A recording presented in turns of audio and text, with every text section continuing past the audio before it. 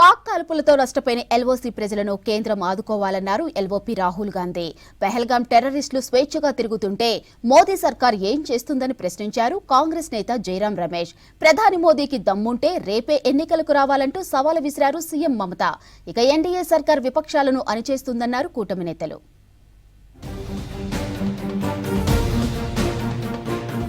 Operation Sindoor టైంలో పాక్ సైన్యం షెల్లింగ్తో నష్టపోయిన జమ్మూ కాశ్మీర్ ప్రజలను కేంద్రం వెంటనే ఆదుకోవాలన్నారు ఎల్ఓపీ రాహుల్ గాంధీ. పాక్ ఆర్మీ దాడిలో ఎల్ఓసీ వెంట ఉన్న ప్రజలు తీవ్రంగా నష్టపోయారని చెప్పారు. పూంచ్ సెక్టార్లో ఎక్కడ చూసినా విరిగిన ఇళ్లు, చిన్నాభిన్నమైన జీవితాలే కనిపిస్తున్నాయన్నారు. పూంచ్ సహా నష్టపోయిన ప్రాంతాలకు తక్షణం సాయం అందించడం కేంద్రం బాధ్యతన్నారు. ఈ మేరకు ప్రధాని మోదీకి లేఖ రాశారు రాహుల్ గాంధీ.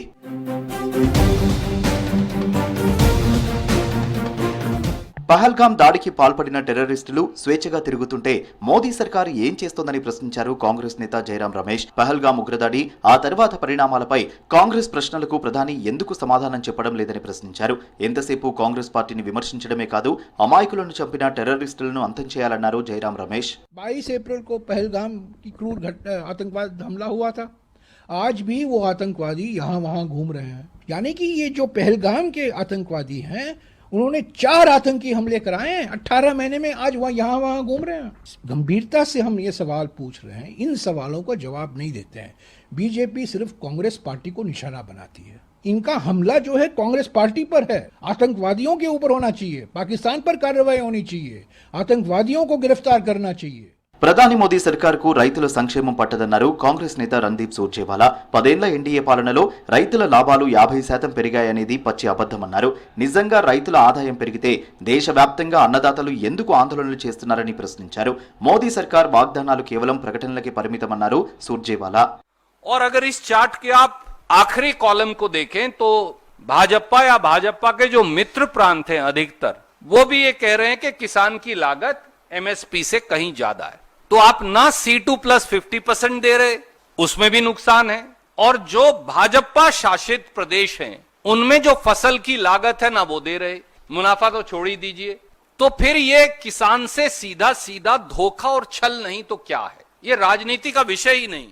ప్రధాని మోదీకి అబద్ధాలు చెప్పడం అలవాటైందన్నారు బెంగాల్ సీఎం మమతా బెనర్జీ. మోదీ దేశ ప్రధానిలా కాకుండా బీజేపీ పార్టీ అధ్యక్షుల్లా మాట్లాడుతున్నారని విమర్శించారు.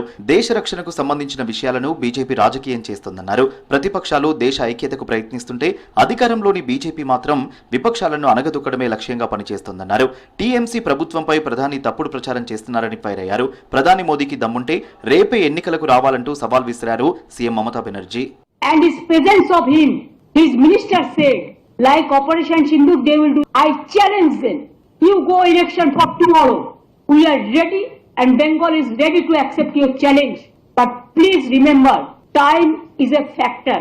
You must remember the timing. Our representative, Abhishek Banerjee, is also in the team.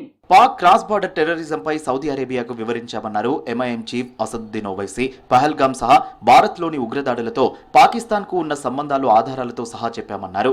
పాక్ను మళ్లీ FATF గ్రే లిస్ట్ లో చేర్చడానికి సహకరించాలని కోరినట్లు తెలిపారు ఓవైసీ. कई भारत में जो हमारे उलेमा हैं, चाहे वो बरेलवी मसलक के हों, देवबंदी मसलक के हों, अहले हदीस हों, अहले तशी हों, इन उलमाओं का कोई मुकाबला पाकिस्तान के उलमा नहीं कर सकते. और इन्होंने भारत में तौहीद का पैगाम भी दिया, दे रहे हैं, देते रहेंगे. हमने बताया कि हाँ हमारे देश में भी है प्रॉब्लम्स, दुनिया छोटी है, इन्फॉर्मेशन जाती है, मगर हमारे पास हम लोग उसको ओवरकम करने की कोशिश कर रहे हैं. तो ओवरऑल ये हमारा रहा सऊदी अरब के किंगडम ऑफ सऊदी अरेबिया में. కేంద్రంలోని ఎన్డీఏ సర్కార్ దేశ రక్షణను రాజకీయం చేయడం మానుకోవాలన్నారు ఇండియా కూటమి నేతలు. లేదంటే ప్రజలే బీజేపీకి బుద్ధి చెబుతారన్నారు.